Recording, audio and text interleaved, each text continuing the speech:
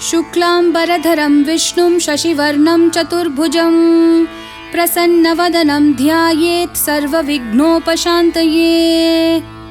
व्यासं वसिष्ठनप्तारं शक्तैः पौत्रमकल्मषं पराशरात्मजं वन्दे शुकतातं तपोनिधिं। व्यासाय विष्णुरूपाय व्यासरूपाय विष्णवे नमो वै ब्रह्मनिधये वासिष्ठाय नमो नमः। अविकाराय शुद्धाय नित्याय परमात्मने सदैकरूपरूपाय विष्णवे सर्वजिष्णवे। यस्य स्मरणमात्रेण जन्मसंसारबन्धनात् विमुच्यते नमस्तस्मै विष्णवे प्रभविष्णवे। ॐ नमो विष्णवे प्रभविष्णवे। श्रीवैशम्पायन उवाच श्रुत्वा धर्मान् शेषेण पावनानि च सर्वशः युधिष्ठिरः शान्तनवं पुनरेवाभ्यभाषत। युधिष्ठिर उवाच किमेकं दैवतं लोके किं वाप्येकं परायणं स्तुवन्तः कं कमर्चन्तः प्राप्नुयुर्मानवा शुभं। को धर्म सर्वधर्माणां भवतः परमो मतः किं जपन्मुच्यते जन्तुर्जन्म संसारबन्धनात्। श्रीभीष्म उवाच जगत्प्रभुं देवदेवम् अनन्तं पुरुषोत्तमं स्तुवन्नाम सहस्रेण पुरुषस्तततोत्थितः। त्वमेव चार्चयन् नित्यं भक्त्या पुरुषम् अव्ययं ध्यायन् स्तुवन् नमस्यं च यजमानस्तमेव च। अनादिनिधनं विष्णुं सर्वलोकमहेश्वरं लोकाध्यक्षं स्तुवन् नित्यं सर्वदुःखातिगो भवेत्। ब्रह्मण्यं सर्वधर्मज्ञं लोकानां कीर्तिवर्धनं लोकनाथं महद्भूतं सर्वभूतभवोद्भवम्। एष मे सर्वधर्माणां धर्मोऽधिकतमो मतः यद्भक्त्या पुण्डरीकाक्षं स्थवैरर्चयन्नरः सदा। परमं यो महत्तेजः परमं यो महत्तपः परमं यो महद्ब्रह्म परमं यः परायणं। पवित्राणां पवित्रं यो मङ्गलानां च मङ्गलं दैवतं देवतानां च भूतानां यो व्ययपितः यतः सर्वाणि भूतानि भवन्त्यादियुगागमे यस्मिंश्च प्रलयं यान्ति पुनरेव युगक्षये। तस्य लोकप्रधानस्य जगन्नाथस्य भूपते विष्णोर्नाम सहस्रं मे शृणु पापभयापहम्। यानि नामानि गौणानि विख्यातानि महात्मनः ऋषिभिः परिगीतानि तानि वक्ष्यामि भूतये। ऋषिर्नाम्नां सहस्रस्य वेदव्यासो महामुनिः छन्दोनुष्टुप् तथा देवो भगवान् देवकीसुतः। अमृतांशोद्भवो बीजं शक्तिर्देवकीनन्दनः त्रिसामा हृदयं तस्य शान्त्यर्थे विनियुज्यते। विष्णुं जिष्णुं महाविष्णुं प्रभविष्णुं महेश्वरम् अनेकरूपदैत्यान्तं नमामि पुरुषोत्तमम्। अस्य श्रीविष्णोर्दिव्यसहस्रनामस्तोत्रमहामन्त्रस्य श्रीवेदव्यासो भगवान् ऋषिः अनुष्टुप् छन्दः श्रीमहाविष्णु परमात्मा श्रीमन्नारायणो देवता अमृतांशोद्भवो भानुरुतिबीजं देवकीनन्दनशिष्टेति शक्तिः उद्भवक्षोभनो देव इति परमो मन्त्रः। शङ्खबृन्नन्दकी चक्रति कीलकं शाङ्गधन्वा गदाधर इति अस्त्रं रथाङ्गपाणि रक्षोभ्य इति नेत्रं त्रिसामा सामगसामेति कवचम् आनन्दं परब्रह्मेति योनिः ऋतुसुदर्शनकाल इति दिग्बन्धः श्रीविश्वरूप इति ध्यानम्। श्रीमहाविष्णु प्रीत्यर्थे सहस्रनाम जपे विनियोगः ध्यानम्। क्षीरोदन्वत्प्रदेशे शुचिमनिविलसत्सैकते मौक्तिकानां मालाक्लृप्तासनस्थस्फटिकमणिनिभैर्मौक्तिकैर्मण्डिताङ्गः शुभ्रैरभ्रैरदभ्रैरुपरि विरचितैर्मुक्तपीयूषवर्षैः आनन्दीन पुनीयादरिनलिनगदा शङ्खपाणिर्मुकुन्दः भूपादौ यस्य नाभिर्वियदसुरनिलश्चन्द्रसूर्यौ च नेत्रे कर्णावाशाशिरोद्यौर्मुखमपि दहनो यस्य वास्तेयमब्धिः अन्तस्तं यस्य विश्वं सुरनरखगो भोगि गन्धर्वदैतेः चित्रं रं रम्यते तं त्रिभुवनवपुषं विष्णुमीशं नमामि। ॐ नमो भगवते वासुदेवाय। शान्ताकारं भुजगशयनं पद्मनाभं सुरेशं विश्वाधारं गगनसदृशं मेघवर्णं शुभांगं लक्ष्मीकान्तं कमलनयनं योगिहृद्ध्यानगम्यं वन्दे विष्णुं भवभयहरं सर्वलोकैकनाथं मेघश्यामं पीतकौशेयवासं श्रीवत्साङ्कं कौस्तुभोद्भासिताङ्गं पुण्योपेतं पुण्डरीकायताक्षं विष्णुं वन्दे सर्वलोकैकनाथं नमः समस्तभूतानाम् आदिभूताय भूभृते अनेकरूपरूपाय विष्णवे प्रभविष्णवे शशङ्खचक्रं सकिरीटकुण्डलं सपीतवस्त्रं सरसीरुहेक्षणं सहारवक्षस्थलशोभिकौस्तुभं नमामि विष्णुं शिरसा चतुर्भुजम् छायायां पारिजातस्य हेमसिंहासनोपरि आसीनमब्बुधश्याममायताक्षम् अलङ्कृतं चन्द्राननं चतुर्बाहुं श्रीवत्साङ्कितवक्षसं रुक्मिणी सत्यभामाभ्यां सहितं कृष्णमाश्रये।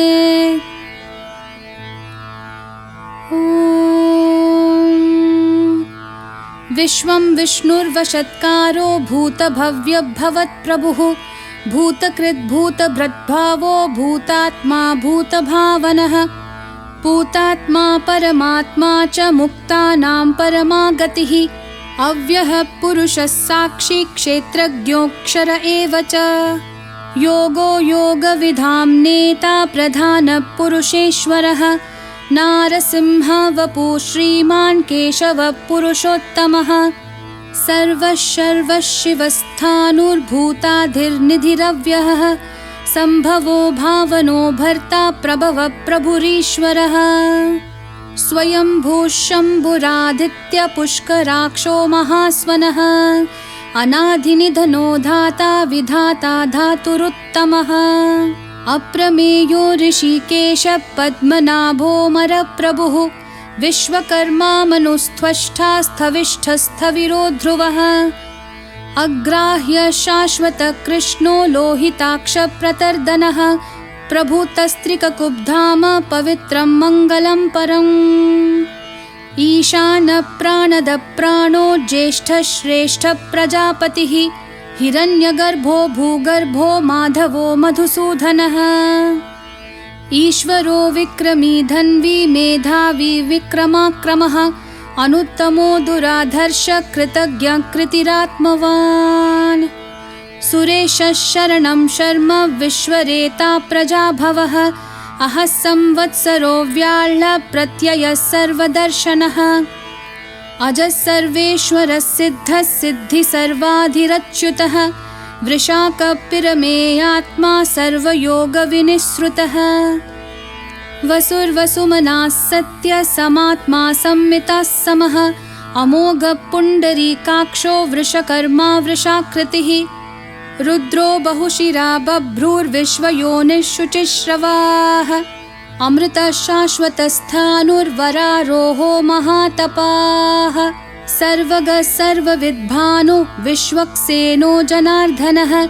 वेदो वेदविधव्यङ्गो वेदाङ्गो वेदवित्कविः लोकाध्यक्षः सुराध्यक्षो धर्माध्यक्षः कृताकृतः चतुरात्मा चतुर्व्यूहश्चतुर्धंश्रश्चतुर्भुजः भ्राजिष्णुर्भोजनं भोक्ता सहिष्णुर्जगदादिजः अनघो विजयो जेता विश्वयोनिः पुनर्वसुः उपेन्द्रो वामनः प्रांशुरमोघः सुचिरूर्जितः अतीन्द्रः संग्रहः सर्गो धृतात्मा नियमो यमः वैद्यो वैद्या सदा योगी वीरः माधवो मधुः अतीन्द्रियो महामायो महोत्साहो महाबलः महाबुद्धिर्महावीर्यो महाशक्तिर्महाद्युतिः अनिर्देश्य वपुः श्रीमान् अमेयात्मा महाधृदक् महेश्वासो महीभर्ता श्रीनिवासः सतां गतिः अनिरुद्धः सुरानन्दो गोविन्दो गोविदाम्पतिः मरिचिर्तमनोहंसः सुपर्णो भुजगोत्तमः हिरण्यनाभः सुतपाः पद्मनाभः प्रजापतिः अमृत्युः सर्वदृक्सिंहः सन्धाता सन्धिमान् स्थिरः अजोधुर्मर्शनः शास्ता विश्रुतात्मा सुरारिः गुरुर्गुरुतमो धाम सत्यः सत्यपराक्रमः निमिषो निमिषस्रग्वी वाचस्पतिरुदारधीः अग्रणीर्ग्रामणीः श्रीमान् न्यायो नेता समीरणः सहस्रमूर्धा विश्वात्मा सहस्राक्षः सहस्रपात् आवर्तनो निवृत्तात्मा संवृतः सम्प्रमर्दनः अहः संवर्तको वह्निरनिलोधरणीधरः सुप्रसादः प्रसन्नात्मा विश्वधृग्विश्वभुग्विभुः सत्कर्ता सत्कृतः साधुर्जन्नुर्नारायणो नरः असंख्येयो प्रमेयात्मा विशिष्टः शिष्टकृच्छुचिः सिद्धार्थः सिद्धसङ्कल्पः सिद्धिदः सिद्धिसाधनः वृषाही वृषभो विष्णुर्वृषपर्वा वृषोदरः वर्धनो वर्धमानश्च विविक्तः श्रुतिसागरः सुभुजो दुर्धरो वाग्मी महेन्द्रो वसुदो वसुः नैकरूपो बृहद्रूपः शिपिविष्ठप्रकाशनः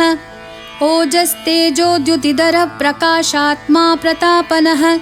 रिद्धस्पष्टाक्षरो मन्त्रः चन्द्रांशूर्भास्करद्युतिः अमृतांशोद्भवो भानुः शशबिन्दुः सुरेश्वरः औषधं जगतः सेतुः सत्यधर्मपराक्रमः भूतभव्यभवन्नाथः पवनः पावनो नलः कामः कामकृत्कान्तः कामः कामप्रदः प्रभुः युगादिकृद्युगावर्तो नैकमायो महाशनः अदृश्यो व्यक्तरूपश्च सहस्रजिदनन्तजित् इष्टो विशिष्टशिष्टेष्ट शिखण्डी नहुषो वृषः क्रोधः क्रोधकृत्कर्ता विश्वबाहुर्महीधरः अच्युतप्रतिथः प्राणदो वासवानुजः अपान्निधिरधिष्ठानम् अप्रमतः प्रतिष्ठितः स्कन्दस्कन्दधरो धुर्यो वरदो वायुवाहनः वासुदेवो बृहद्भानुरादिदेवः पुरन्दरः अशोकस्तारनस्तारः शूरः शौरिर्जनेश्वरः अनुकूलश्शतावर्तः पद्मिपद्मनिभेक्षणः पद्मनाभोरविन्दाक्षः पद्मगर्भः शरीरभृत् महर्धिर्ऋद्धो वृद्धात्मा महाक्षो गरुडध्वजः अतुलः शरभो भीमः समयज्ञो हविर्हरिः सर्वलक्षणलक्षण्यो लक्ष्मीवान् समितिञ्जयः विक्षरो रोहितो मार्गो हेतुर्दामोदरः सहः महीधरो महाभागो वेगवानमिताशनः उद्भवः क्षोभनो देवः श्रीगर्भः परमेश्वरः करणं कारणं कर्ता विकर्ता गहनो गुहः व्यवसायो व्यवस्थानः संस्थानस्थानदो ध्रुवः परर्धिः परमस्पष्टतुष्टपुष्टक्षुभेक्षणः रामो विरामो विरतो मार्गो नेयो नयो नयः वीरशक्तिमतां श्रेष्ठो धर्मो धर्मविदुत्तमः वैकुण्ठः पुरुषः प्राणदः प्रणवपृथुः हिरण्यगर्भः शत्रुघ्नो व्याप्तो वायुरधोक्षजः ऋतुः सुदर्शनः कालः परमेष्ठिः परिग्रहः उग्रसंवत्सरो दक्षो विश्रामो विश्वदक्षिणः विस्तारस्थावरस्थाणुः प्रमाणं बीजमव्ययम् अर्थोऽनर्थो महाकोशो महाभोगो महाधनः अनिर्विन्नस्थविष्टो भूर्धर्मयूपो महामखः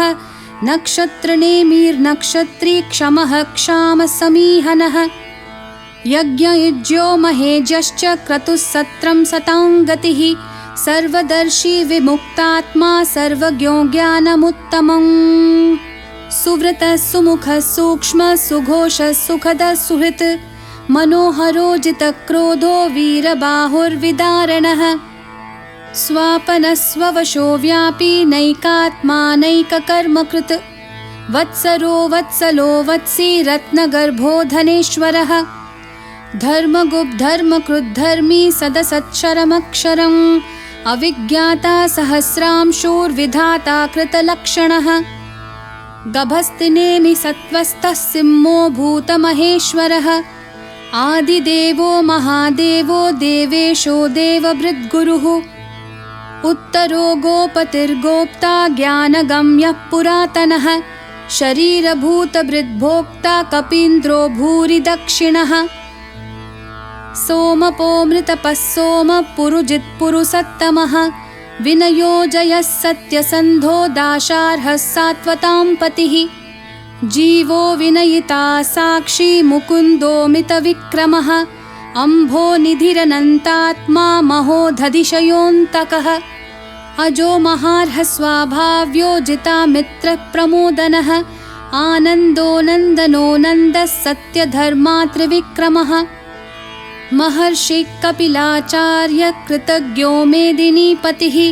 त्रिपदस्त्रिदशाध्यक्षो महाशृङ्गकृतान्तकृत्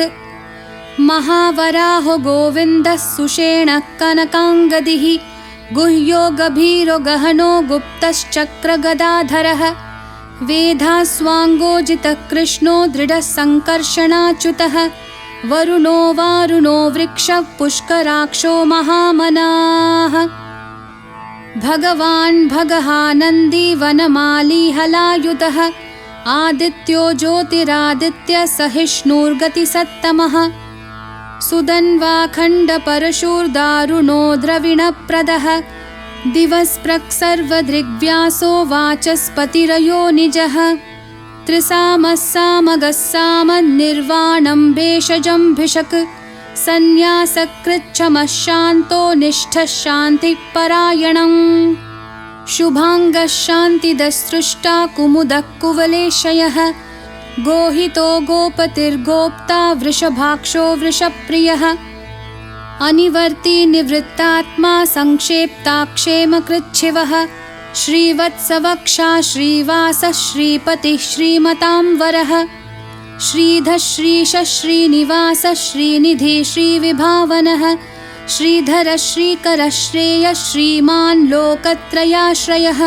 स्वक्षः सङ्घः शतानन्दो नन्दिर्ज्योतिर्गणेश्वरः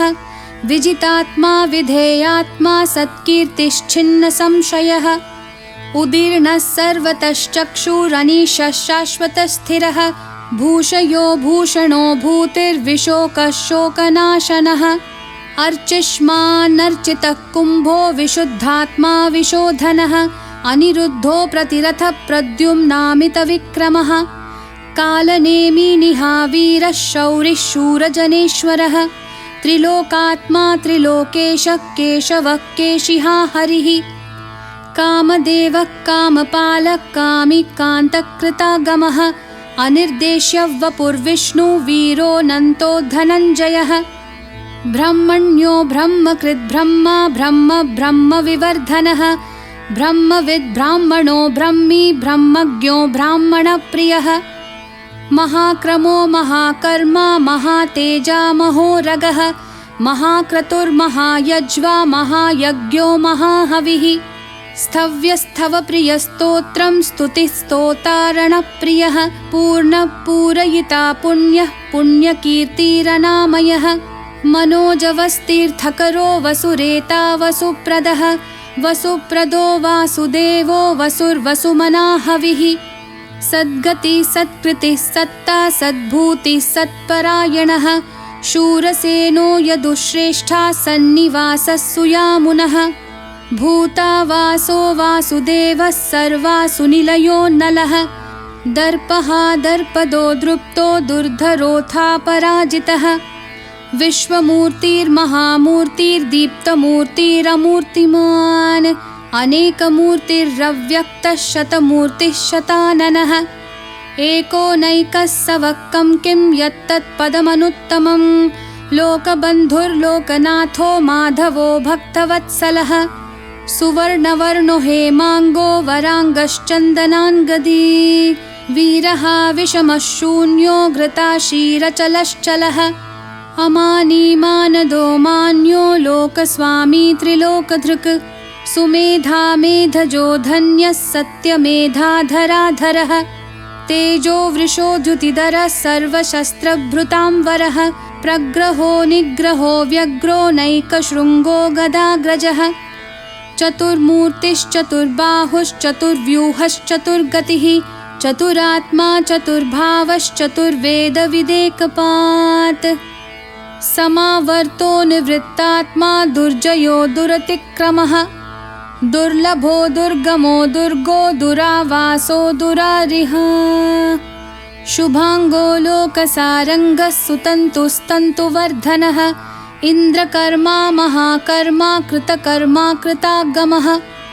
उद्भवः सुन्दरः सुन्दो रत्ननाभः सुलोचनः अर्को वाजः सनः शृङ्गी जयन्तः सर्वविजयी सुवर्णबिन्दुरक्षोभ्यः सर्ववागीश्वरेश्वरः महाह्रदो महागर्तो महाभूतो महानिधिः कुमुदः कुन्दरः कुन्दः पर्जन्यः पावनो निलः अमृताशोऽमृतवपुः सर्वज्ञः सर्वतोमुखः सुलभः सुव्रतः सिद्धः शत्रुजिच्छत्रुतापनः न्यग्रोधोदुम्बराश्वत्थः चाणुरान्ध्रनिषूदनः सहस्रार्चिः सप्तजिह्वः सप्तैदाः सप्तवाहनः अमूर्तिरनघोचिन्त्यो भयकृद्भयनाशनः अनुर्बृहत्कृशस्थूलो गुणभृन्निर्गुणो महान् अधृतस्वधृतस्वास्य प्राग्वंशो वंशवर्धनः भारभृत्कथितो योगी योगिशः सर्वकामदः आश्रमः श्रमणः क्षामः सुपर्णो वायुवाहनः धनुर्धरो धनुर्वेदो दण्डो दमयिता दमः अपराजितः सर्वसहो नियन्ता नियमो यमः सत्त्ववान् सात्विकः सत्यः सत्यधर्मपरायणः अभिप्रायप्रियार्होर्हः प्रियकृत्प्रीतिवर्धनः विहाय सगतिर्ज्योतिः सुरुचिर्हुतभुग्विभुः रविर्विरोचनः सूर्यः सविता रविलोचनः अनन्तो हुतभुग्भोक्ता सुखदो नैकजोऽग्रजः अनिर्विण्णः सदामर्षि लोकाधिष्ठानमद्भुतः सनातनतमः कपिलः कपिरव्ययः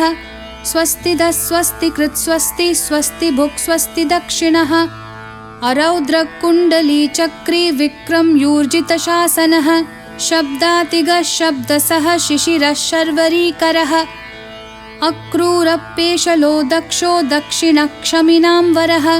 विद्वत्तमो वीतभयपुण्यश्रवणकीर्तनः उत्तारणो दुष्कृतिः पुण्यदुःस्वप्ननाशनः वीरः रक्षणः सन्तो जीवनः पर्यवस्थितः अनन्तरूपोऽनन्तश्रीर्जितमन्युर्भयापहः चतुरश्रो गभीरात्मा विदिशो व्यादिशोऽधिशः अनादिर्भूर्भुवो लक्ष्मी सुवीरो रुचिराङ्गदः जननो जनजन्मादिः भीमो भीमपराक्रमः आधारनिलयो धाता पुष्पहासप्रजागरः ऊर्ध्वगः सत्पथाचारः प्राणदः प्रणवः पणः प्रमाणं प्राणनिलय प्राणभृत् प्राणजीवनः तत्त्वं तत्त्वविदेकात्मा जन्म मृत्युजरातिगः भूर्भुवः स्वस्तरुस्तारः सविता प्रपितामहः यज्ञो यज्ञपतिर्यज्वा यज्ञांगो यज्ञवाहनः यज्ञभृद्यज्ञकृद्यग्नि यज्ञभुग्यज्ञसाधनः यज्ञान्तकृद्यज्ञगुह्यं मन्नमन्नादयेव च आत्मयोनि स्वयं जातो वैखानः सामगायनः देवकीनन्दनः स्रष्टा क्षितीशः पापनाशनः शङ्खबृन्नन्दकी चक्री शाङ्खधन्वा गदाधरः रथाङ्गपाणिरक्षोभ्यः सर्वप्रहरणायुधः सर्वप्रहरणायुध ॐ नमः इति वनमाली गदीशाङ्गी शङ्खी चक्री च नन्दकी श्रीमान् नारायणो विष्णुर्वासुदेवोऽभिरक्षतु वनमाली गदीशाङ्गी शङ्खी चक्री च नन्दकी श्रीमान् नारायणो विष्णुर्वासुदेवोऽभिरक्षतु वनमाली गदीशाङ्गी शङ्खी चक्री च नन्दकी श्रीमान् नारायणो विष्णुर्वासुदेवोऽभिरक्षतु इतिदं कीर्तनीयस्य केशवस्य महात्मनः नाम्नां सहस्रं दिव्यानाम् अशेषेण प्रकीर्तितम् य इदं शृणुयान्नित्यं यश्चापि परिकीर्तयेत् नाशुभं प्राप्नुयात् किञ्चित् सोमुत्रेह च मानवः वेदान्तगो ब्राह्मणः स्यात् क्षत्रियो विजयी भवेत् वैश्यो धनसमृद्धः स्यात् शूद्रः सुखमवाप्नुयात् धर्मार्थी प्राप्नुयात् धर्ममर्थार्थी चार्थमाप्नुयात् कामानवाप्नुयात् कामी प्रजार्थी चाप्नुयात् प्रजाम् भक्तिमान् यः सदोत्थाय शुचिस्तद्गतमानसः सहस्रं वासुदेवस्य नाम्नामेतत् प्रकीर्तयेत् यशः प्राप्नोति विपुलं याति प्राधान्यमेव च अचलां श्रियमाप्नोति श्रेयः प्राप्नोत्यनुत्तमम् न भयं क्वचिदाप्नोति वीर्यं तेजश्च विन्दति भवत्यरोगोऽद्युतिमान् बलरूपगुणान्वितः रोगार्तो मुच्यते रोगात् बद्धो मुच्येत बन्धनात् भयान्मुच्येत भीतस्तु मुच्येतापन्न आपदः दुर्गान्यतितरत्याशु पुरुषः पुरुषोत्तमम् स्तुवन्नाम सहस्रेण नित्यं भक्तिसमन्वितः वासुदेवाश्रयो मर्त्यो वासुदेवपरायणः सर्वपापविशुद्धात्मा याति ब्रह्म सनातनम् न वासुदेवभक्तानाम् अशुभं विद्यते क्वचित् जन्म मृत्युजरा व्याधि भयं नैवोपजायते इमं स्तवमधीयानः श्रद्धा भक्तिसमन्वितः युज्येतात्मा सुखक्षान्ति श्रीधृति स्मृतिकीर्तिभिः न क्रोधो न च मात्सर्यं न लोभो न शुभामतिः भवन्ति कृतपुण्यानां भक्तानां पुरुषोत्तमे द्यौसचन्द्रार्कनक्षत्राखं दिशो भूर्महोदधिः वासुदेवस्य वीर्येण विधृतानि महात्मनः ससुरासुरगन्धर्वं सयक्षोरगराक्षसं जगद्वशे वर्ततेदं कृष्णस्य सचराचरम् इन्द्रियाणि मनोबुद्धिः सत्यं तेजोबलं धृतिः वासुदेवात्मकान्याहुः क्षेत्रं क्षेत्रज्ञ एव च सर्वागमानमाचारः प्रथमं परिकल्पते आचारप्रभवो धर्मो धर्मस्य प्रभुरच्युतः ऋषयः पितरो देवा महाभूतानि धातवः जङ्गमाजङ्गमं चेदं जगन्नारायणोद्भवम् योगो ज्ञानं तथा साङ्ख्यं विद्या शिल्पादिकर्म च वेदाशास्त्राणि विज्ञानमेतत् सर्वं जनार्दनात् एको विष्णुर्महद्भूतं पृथग्भूतान्यनेकशः त्रीन् लोकान् व्याप्य भूतात्मा भुङ्क्ते विश्वभुगव्ययः इमं स्तवं भगवतो विष्णोर्व्यासेन कीर्तितं पठेद्य इच्छेत् पुरुषः श्रेयः प्राप्तुं सुखानि च विश्वेश्वरमजं देवं जगतः प्रभुमव्ययं भजन्ति ये पुष्कराक्षं न ते यान्ति पराभवं न ते यान्ति पराभवम् ॐ नमः इति। अर्जुनोवाच पद्मपत्रविशालाक्ष पद्मनाभसुरोत्तमा भक्तानामनुरक्तानां त्राता भव जनार्दन। श्रीभगवानुवाच